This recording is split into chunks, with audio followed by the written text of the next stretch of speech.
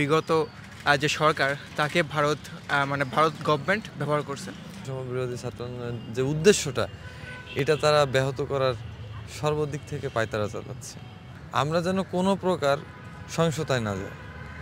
ভারতীয় মিডিয়াগুলো যেভাবে আমাদের দেশ সম্পর্কে অপপ্রচার চালাচ্ছে সেটার তীব্র প্রতিবাদ করছে। স্বার্থ উদ্ধার করতে চায়। এখন ভারত যেহেতু তাদের স্বার্থে আঘাত হানছে, যেহেতু একটা যেমন ফ্যাসিস্ট সরকার থাকতে তাদের যে চাহিদা ছিল এটা যখন পূরণ হচ্ছে না, তখন তারা বিভিন্ন রকম অপপ্রচার এবং আমাদের যে ছাত্র আন্দোলনের যে হচ্ছে আপনার বৈষম্য বিরোধী ছাত্র আন্দোলনের যে উদ্দেশ্যটা এটা তারা ব্যাহত করার সর্বদিক থেকে পায়তারা চালাচ্ছে।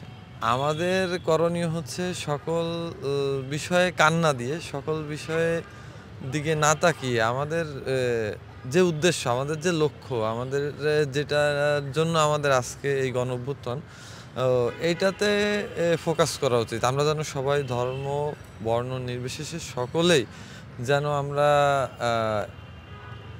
কোনো প্রকার দাঙ্গা হাঙ্গামা বা কারো প্রতি কোনো সবার মতামত উত্থাপন করবে, বাট আমরা যেন কোনো প্রকার সহিংসতায় না যাই। ভারতীয় মিডিয়াগুলো যেভাবে আমাদের দেশ সম্পর্কে অপপ্রচার চালাচ্ছে সেটার সম্পূর্ণ বিরোধিতা করছি, যেহেতু আমি একজন বাংলাদেশের নাগরিক।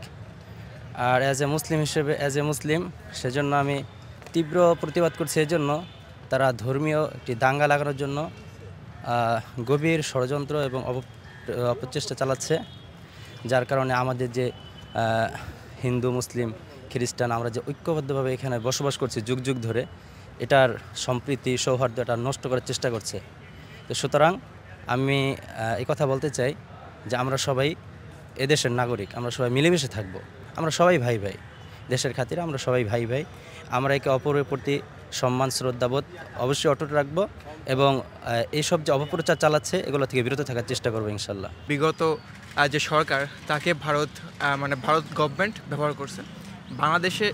আলটিমেটলি বাংলাদেশকে তারা কখনোই ওন করেনি, বরঞ্চ বাংলাদেশের মানুষকে কখনো তারা আপন করেনি, বরঞ্চ একটা পার্টিকুলার সরকারকে তারা আপন করেছে এবং ওর উপর বেস করে বাংলাদেশকে তারা শোষণ করছে। কিন্তু গত কিছুদিনে কি হয়েছে যে হাসিনা সরকার পতনের ফলে আমাদের উপরে যে তাদের একক আধিপত্য ছিল সেটা চলে গেছে। আর সেটা চলে যাওয়ার কারণে তাদের মাথা গেছে এখন বিগড়ে। এই কারণে তারা এলোমেলো করতেছে, কারণ তাদের সাংবাদিকগুলো যে সকল অপপ্রচার চালাচ্ছে এগুলো কোনো সুষ্ঠু সাধারণ মানুষ কখনো এটা করতে পারে না আর কি। এটা ওটা দেখলেই ওদের কথাবার্তা শুনলেই বোঝা যায় আর কি। এ থেকে আমাদের করণীয় এখন এর থেকে আমাদের করণীয় বলতে আমাদের যে সাংবাদিকরা আছে তাদেরকে এখান থেকে সতর্ক হতে হবে এবং আমাদের অবশ্যই সতর্ক থাকতে হবে, কারণ তারা অবশ্যই বসে নেই। তাদের কাছে তো অনেক টাকাও আছে, কারণ 15 বছর তো কম পাচার করেনি। তো তারা অবশ্যই করবে, কেন প্রচুর পরিমাণে বাংলাদেশের বিপক্ষে কাজ করার চেষ্টা করবে। তো আমাদের ইউনাইটেড থাকতে হবে, একতাবদ্ধ হয়ে সকল ষড়যন্ত্রকে রুখে দিতে হবে।